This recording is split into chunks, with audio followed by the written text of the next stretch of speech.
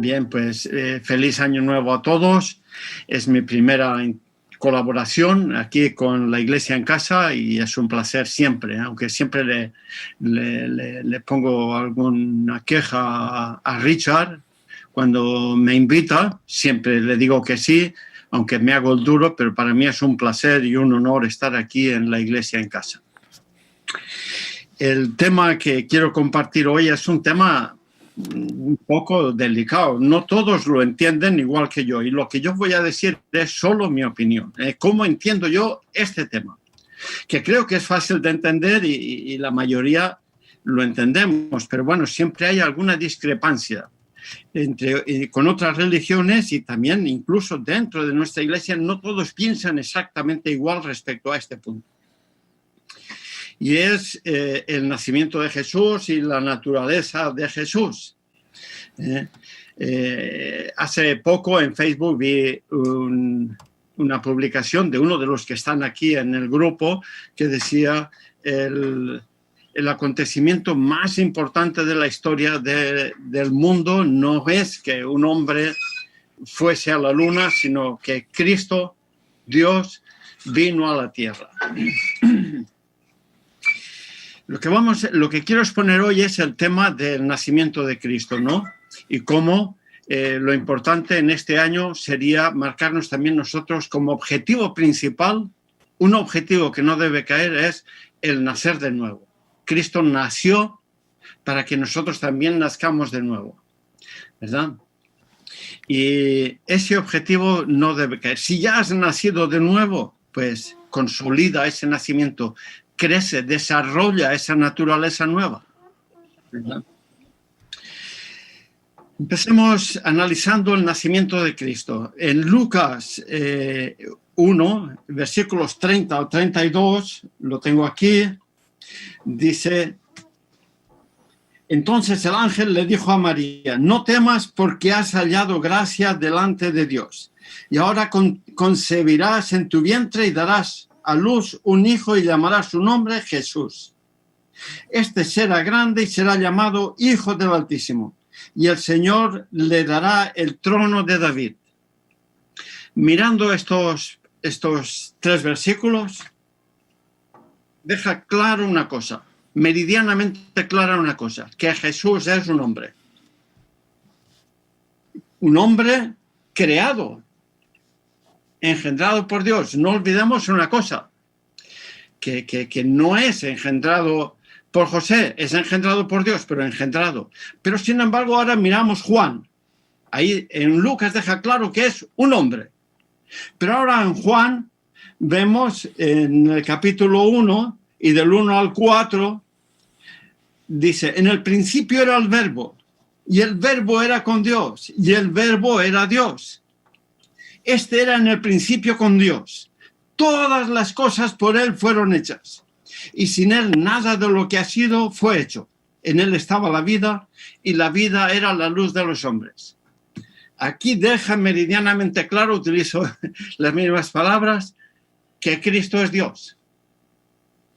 Los dos hablan de su nacimiento. Uno lo describe como un hombre que nace, destinado a ser grande entre los hombres, y aquí describe a Cristo siendo Dios y que se hace hombre. Para entender la naturaleza de Cristo, que es hombre e hijo de Dios, hay que tener clara una cosa, que él tiene dos naturalezas, o tuvo dos naturalezas. Siempre fue Dios, pero al nacer adquiere una nueva naturaleza, una naturaleza que nunca antes tuvo, pero decide tomar, y es hacerse hombre. Hay muchas religiones que no aceptan a Cristo como Dios, porque dice, si es hombre, si fue creado, si fue engendrado, no puede ser Dios. Pero sí era Dios, solo que tiene dos naturalezas, para ser uno como nosotros y ocupar el lugar que tuvo Adán. Y para que todos los hijos de Adán, porque todos nosotros, todo ser humano nace como hijo de Adán. Y como hijo de Adán nacemos destinados a muerte, en el corredor de la muerte, destinados a cadena perpetua y a morir. No hay escapatoria. y Él se convierte en el segundo Adán para que nosotros pasemos a ser, quien lo desee, por la fe, hijo del segundo Adán, hijo de Cristo, y pasemos a heredar la vida eterna. Ese es el objetivo de Cristo. Cristo tiene dos naturalezas. Él asume una nueva naturaleza, pero dejó aparcada, mientras estuvo aquí en la tierra, su divinidad. Él se comportó como hombre. Nuestra iglesia lo entiende de esta manera, en su mayoría. No todos los teólogos lo entienden exactamente igual, ¿eh? Hay alguna discrepancia, pero digamos tolerable. Pero nuestra iglesia cree lo siguiente, que Cristo al nacer adquiere una naturaleza humana igual a la de su época. Es decir, crecía al mismo compás que los demás, tenía la misma fuerza que podían tener sus contemporáneos, y si no hubiera muerto en la cruz, pues habría muerto a los 80 o 90 años o 70, como la gente de su época. Crecía y envejecía a la par. Su fuerza física era igual. Ahora, en cuanto a lo espiritual, nuestra iglesia cree, y yo lo comparto, ¿verdad?, que Él nace sin tendencia al pecado, porque Él no es engendrado de José, Él es engendrado de Dios. Él no es hijo de José, Él pasa a ser el segundo de Adán. Él pasa a ser el primogénito de la raza humana, sin haber nacido el primero. Antes que él ya habían nacido millones y millones de hombres y mujeres, pero a él se le da la primogenitura. Eso era algo usual en el pueblo de Israel. Jacob nace el segundo, se le da la primogenitura. Isaac es el segundo, se le da la primogenitura. José no es el primero, hereda doble que los demás, dos tribus, Efraín y Manasés. Él nace de nuevo para que todo aquel que en él cree no se pierda, mas tenga la vida eterna. Cristo se convierte en el segundo Adán. Y Él es Dios, pero deja su naturaleza aparcada. Por eso nosotros podemos dirigirnos a Él como amigo, como nuestro Padre, como el líder de nosotros, el primer hombre que nace, pero a la vez como Dios, y podemos decirle: todo lo puedo en Cristo que me fortalece. Pero esta situación, esta característica de Cristo presenta algunas interrogantes en algún hermano, y en fin, y ellos no aceptan esto de que Cristo no tuviese tendencia al pecado al nacer, porque ellos dicen: si Cristo no tenía tendencia al pecado, no puede ser mi ejemplo, porque yo sí tengo tendencia al pecado, y es verdad. Ahora bien, aunque Cristo aparca su divinidad, hay una cosa clara: Él se convierte en el segundo Adán para vencer donde Adán perdió. Adán tampoco tenía tendencia al pecado, pero era inferior a quien le tentó. Cristo se presenta ante Satanás en el desierto y a lo largo de toda su vida es tentado, y es inferior también a quien le tienta. Su naturaleza humana, y aún no teniendo esa tendencia al pecado, era inferior. ¿Cómo consigue él vencer? Por la oración, especialmente por el conocimiento de la palabra de Dios y por practicar la voluntad de Dios cada día. Ahora bien, ¿podemos nosotros ser imitadores de Cristo? Mirad, vamos a empezar leyendo Romanos. Nos vamos a entrar mucho en Romanos, en Romanos 5:12, para ver cuál es nuestra naturaleza. La naturaleza que nosotros heredamos del primer Adán. Y en 5:12 dice: por tanto, como el pecado entró en el mundo por un hombre, y por el pecado la muerte, así la muerte pasó a todos los hombres, por cuantos todos pecaron. Todos los descendientes de Adán son pecadores, sin excepción. Todos nacen condenados a muerte. Si Cristo no hubiera muerto en la cruz, absolutamente ningún ser humano se salvaría. Pero Él pasa a ser el segundo Adán, para que todo aquel que en Él cree no se pierda, mas tenga la vida eterna. Y sigue diciendo en cuál es la naturaleza del ser humano. La va a describir Pablo de ese descendiente de Adán en Romanos 7, 18 y 19.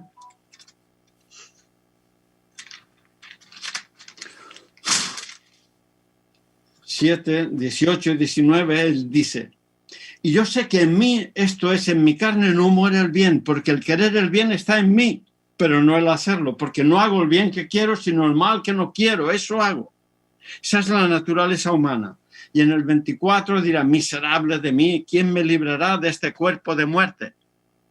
Así nacemos. Y con esa naturaleza no puedes imitar a Cristo. No puedes ser seguidor de Cristo. Tiene que haber un cambio. Y el cambio lo da Él. Cuando le aceptamos por fe, empieza, ya ese es el primer cambio.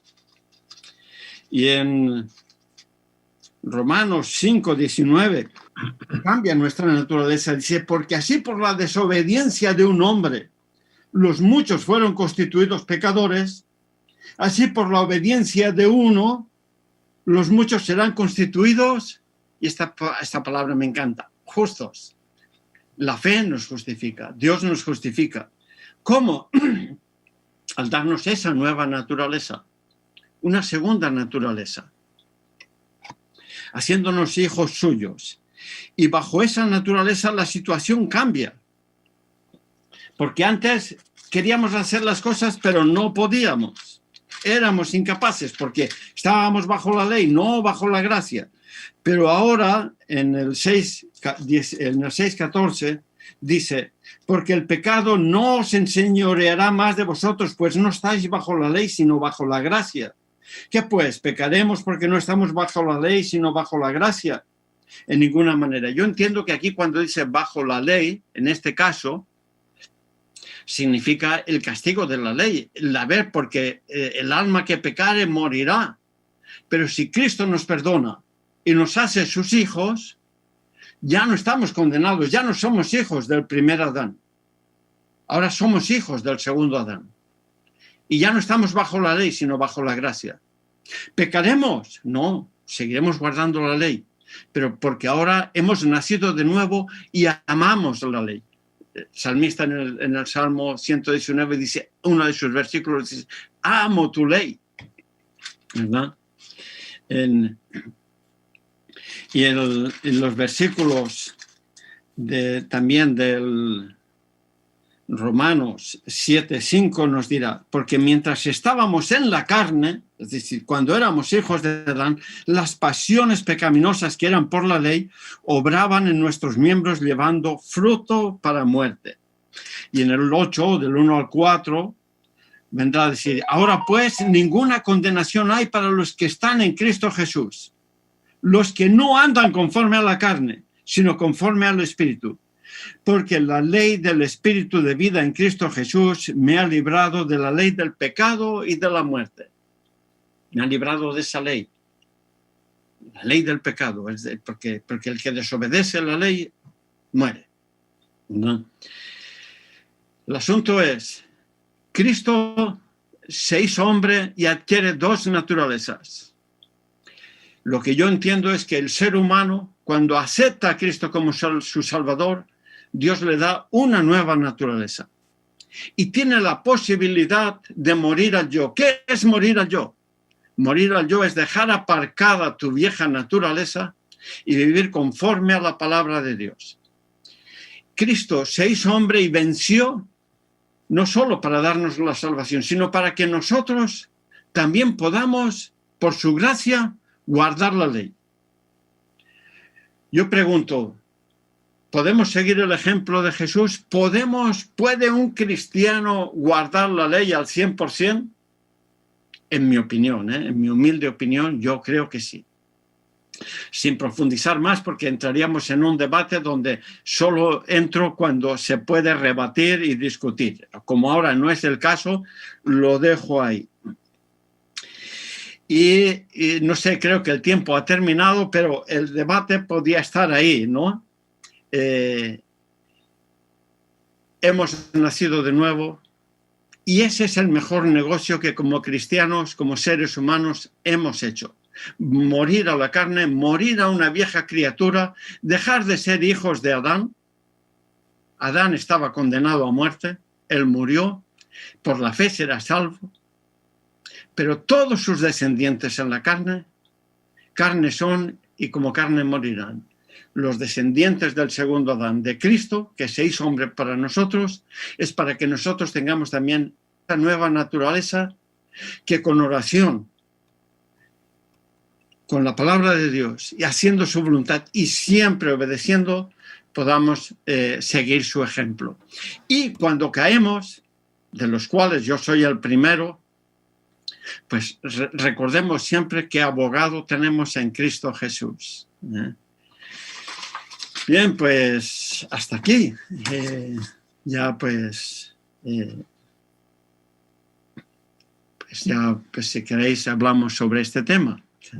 Muy bien, Casildo. Te damos las gracias por el tema que nos planteas. La verdad es que no es una reflexión para decir, ay, mira, qué tema más bonito, paso a otra cosa, sino que es un tema que nos invita a pensar y a posicionarnos también, porque esta mañana Casildo nos trae un tema que, como él ya advertía al principio, pues tiene cierta controversia, no solamente con el tema de la naturaleza, sino después con el último tema que nos ha planteado, que es podemos imitar a Cristo al 100%, podemos cumplir la ley al 100%. Quizás, como bien decía Casildo, este no es el momento de un debate, sino es el momento de una reflexión, pero ahí está lanzado al aire para que cada cual se pueda responder a esta pregunta. Yo lo primero que me nace preguntarte, Casildo, antes de dar paso a mis compañeros, es... Fáciles, por favor, preguntas fáciles. No, es tan fácil como sabiendo que este es un tema controvertido, sí. ¿Por qué sentías hoy la necesidad de plantearlo? Sí, bueno, creo que me gusta, es un tema que me gusta, creo que aporta mucho a nuestra fe, como el cristiano cuando ora, no es Dios quien desciende, sino es el cristiano el que sube, dice el Espíritu Profecía, una escritora muy conocida de todos nosotros y seguramente de la mayoría de oyentes, Elena White, ¿verdad? Entonces, Cristo desciende, se hace hombre para que nosotros no nos conformemos con ser vulgares humanos, hijos de Adán, ¿no? Y me ha parecido apropiado para este año verlo desde esa forma, que Dios tiene planes extraordinarios para nosotros. Y el mejor regalo que hace al nacer es que nosotros también podemos nacer de nuevo. Y si hemos nacido de nuevo, desarrollar esa nueva criatura. Es un tema que me preocupa porque desde que yo conozco la iglesia, me bauticé hace 46 años, pues mucha gente ha dejado de venir a la iglesia. Mucha gente ha abandonado la fe. Algunos se han vuelto, pero pocos. Y bueno, pues tenemos que fortalecernos porque el mejor negocio del mundo es ser cristiano. ¿Y por qué volver atrás? ¿Verdad? Esa es una frase que siempre te he oído mucho en tus sermones, Casildo. Ser cristiano es el mejor negocio del mundo. Siempre lo digo, sí, para mí es el mejor negocio del mundo. Muy bien, te agradecemos la intervención y ahora pues vamos a abrir un poco también el turno de ruegos y preguntas con nuestros compañeros y vamos a empezar desde el estudio. ¡Onda! Madre mía, pues... No te lo esperabas tú, ¿eh? Tengo aquí un montón de notas puestas. Madre mía, miedo me das. Es que no sé de dónde tirarte de los pelos, Casildo. No tiene, no te preocupes. Por eso me siento incapaz. Esto es un tema en que los cristianos no es fácil que podamos empezar una tarde de café con leche y terminar cenando de madrugada y seguramente seguiríamos todavía opinando cosas diferentes. A mí fíjate que de las cosas primeras que a mí me resuenan de todo lo que tú has comentado, es que yo sería como un Nicodemo, ¿no? si estuviera al lado de Jesús me pondría a él a decirle, bueno, ¿y esto cómo es? ¿Y cómo tal? El tema de la naturaleza de Jesús lo veo que me da la sensación, y ahora me gustaría escuchar también al resto, de que llegamos hasta un punto y a partir de ahí lo que digamos es terreno resbaladizo. Y cuidado, agárrate bien porque seguramente me voy a caer más pronto que tarde. Pero hay alguna cosa que yo sí me pondría delante de Jesús a decir, ¿cómo puedo nacer de nuevo? Porque esa es una de las cosas que tú has comentado y es el desafío que Jesús nos lanza. Tienes que nacer de nuevo, puedes nacer de nuevo, tienes que nacer de nuevo. Y entonces yo le diría a Jesús, ¿y cómo lo hago? Si mi vida es tan complicada, ¿cómo lo hago? Si tengo un pasado del cual me avergüenzo, ay, ¿cómo lo hago? Si aquí me cuesta horrores, ¿cómo lo hago? Si es que si tuviera esto, y muchas veces me sitúo en el, me gustaría, pero me siento incapaz. Y has hecho tú mención a una cosa, y es que podemos seguir el ejemplo de Jesús, te has dicho que sí. Y ahí yo digo, madre mía, me has puesto las orejas tiesas, ¿no? Y seguramente también ahí pues, tendríamos otro melón para discutir, pero es verdad que hay una, y con esto termino, hay algo que estamos de acuerdo. Si uno está con Jesús, uno se supera a sí mismo, uno avanza, uno no se detiene y uno se acerca a ese ideal que Jesús nos propone. Esther, tu turno. A ver, claro, es que ¿por dónde empezamos con todo esto? Pero yo solamente apuntaría a lo mejor 2 ideas, porque es verdad que podemos darle muchas vueltas. Sabes, yo tengo, Casildo y compañeros, la sensación de que muchas veces nos ponemos a discutir sobre cosas que no podremos saber nunca, porque nos sirven como excusa luego para otro tipo de planteamientos que presuntamente nos facilitan la vida cristiana. Es decir, si yo me pongo a intentar entender lo que no puedo entender como ser humano, como es la naturaleza de Jesús, porque puedo entender efectivamente, coincido Juanfra, hasta cierto momento, todo lo que pase después y todo aquello que empiece con la frase a mí me parece que, o yo creo que, nos sitúa en complicaciones. Es muy diferente decir la Biblia dice a mí me parece que.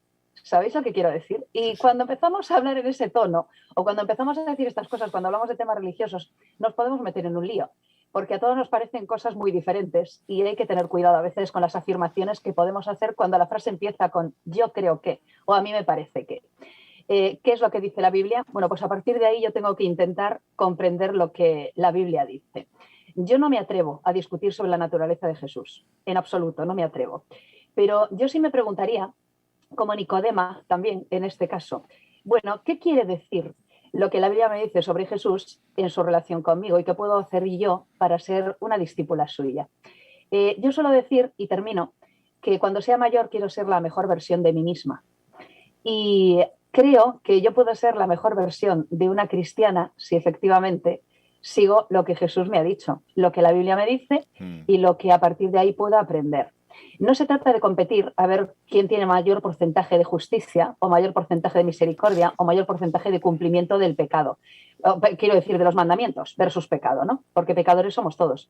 De manera que como pecadores somos todos, no se trata de quién peca más o menos, sino de cuál es mi relación con el Señor y si yo le he aceptado como mi Salvador. Y mi abogado, que ha utilizado también esa expresión que ha sido. A partir de ahí, de mi relación con Jesús, cada uno sabe, pero no me atrevo a decir quién está más cerca o quién está más lejos. Es complicado. Richard. Menudo tema nos ha traído Casildo. Tema complicado porque además, como dice Esther, aquí no funcionan las matemáticas. Tal y como Casildo nos ha expuesto, Jesús era 100% hombre, 100% Dios. Y eso no funciona en matemáticas. No es que era un 50% Dios, un 50% hombre. Es 100% hombre, 100% Dios. Partiendo de eso, de algo que, como decía Esther, no entendemos, de algo que no podemos asimilar, pues todo el resto a mí me viene grande. Yo desconozco la naturaleza que tenemos. Sí que hay un texto que me gusta mucho, es en Miqueas 6:8, que me dice, ¿qué pide Dios de ti? Solamente hacer justicia, amar misericordia y humillarte ante tu Dios.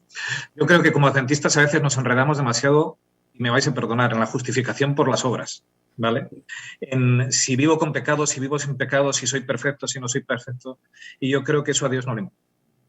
A Dios lo que le importa es si camino o no camino con Él. Si tengo una relación permanente y directa con Él. Porque si tengo una relación permanente con Él, una relación sincera con Él, cuando mi Señor vuelva, tendré un vestido de justicia puesto para mí. ¿Os acordáis cuando el hijo pródigo llegó a casa del padre, verdad? Y el padre salió, venía todo sucio, todo guarreado. El padre le puso su justicia, que esa es la que cuenta, y le metió en la casa perfecto y limpio. A mí eso es lo que me importa.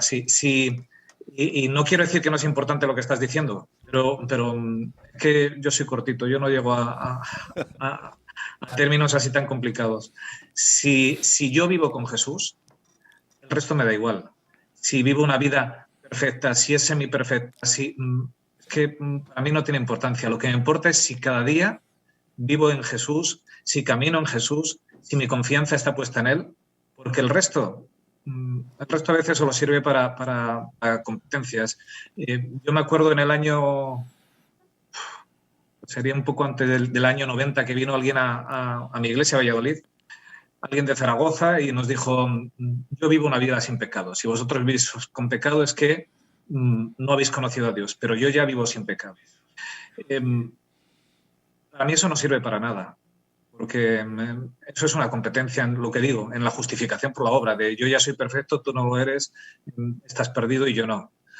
Con lo cual me temo que todos estamos perdidos si todavía no se ha dado cuenta. Lo importante es vivir con Jesús. Y el resto, es verdad que sí que Casildo tiene razón en un texto que leías. Yo no puedo vivir en Jesús y practicar el pecado. Eso es imposible, cuidado. Pero es que vivir en Jesús significa vivir como Jesús vivió. Y entonces, cuando vivo como Jesús vivió, no me tiene que preocupar el resto. Dicho todo esto, dejo ahí el melón, porque no vamos a poder abrir más, pero centrémonos en vivir con Jesús, en que Jesús fluya en nuestra vida, y el resto dejemos de preocuparnos demasiado por los estereotipos que nos hacen vivir una vida casi pensando en las obras y no pensando en quién es nuestra gracia y nuestro Señor. Bueno, pues entre melones y sandías hemos hecho una Macedonia. Este Casildo no nos trae un tema fácil, porque además yo creo que la intención es genial. Muchas veces siempre pues tenemos temas tranquilos en los que todos estamos de acuerdo, pero de vez en cuando hay que zarandear un poco el árbol, ponernos un poco a pensar y pararnos pues quizás a ver otros puntos de vista. Casildo, como remate, ya tenemos la Macedonia. Ahora pon tú ya el toque final, la última fruta. Le pongo nota por encima. Bueno, pues yo añadiría, si lo que estamos diciendo todos, lo que acaba de decir Richard, pues es lo que significa el nacer de nuevo. Esa nueva naturaleza que Dios nos da, el deseo de seguirle, ¿verdad? Porque el objetivo de Dios solo es uno. Lo he dicho ya en alguna otra ocasión con seguridad, pero el objetivo de Dios solo es uno para el ser humano. Y es muy simple: que cada uno se salve, que tú te salves, que yo me salve. No tiene otro objetivo el Señor, ¿verdad? Y cada uno pues debe enfocarlo y entenderlo como su manera. Sí es importante desarrollar el conocimiento en Dios. Cada uno pues buscará los temas que más le gusten. Hay hermanos o cristianos que les gustan mucho las profecías, otros las parábolas, otros la historia, otros los salmos. Pues cada uno tiene unos dones, cada uno tiene unos talentos, pero el objetivo de Dios es que cada uno sea salvo. Y para eso vino Cristo, para eso se hizo hombre. Él se convierte en nuestro coach para que desarrollar nuestros talentos, nuestras capacidades y salvarnos a cada uno. Porque cuando nosotros siempre decimos servir a Cristo, pero no es verdad. Si le nombramos nuestro coach, nuestro entrenador, es Él el que está sirviéndonos a nosotros, y gratis, ¿verdad? Porque el ser humano nada le puede dar. Dios sí nos puede dar a nosotros. Y ese es el inmenso amor de Dios, que se hizo hombre, adquirió una naturaleza humana para que nosotros un día podamos tener ya una naturaleza también divina, permaneciendo como hijos suyos, no como hijos del primer Adán, sino como hijos del segundo. Pues muchas gracias, Casildo, por tu aportación. Y bueno, quizás despedirnos con este pensamiento, que gracias a que Jesús se encarnó, gracias a que Jesús se hizo hombre, somos salvos en Cristo. Y esta es la invitación que nos hace Casildo esta mañana, a reconocer a ese Jesús, a agradecer a ese Jesús y a caminar como Jesús anduvo. Gran propósito de 2022 en nuestro programa 222.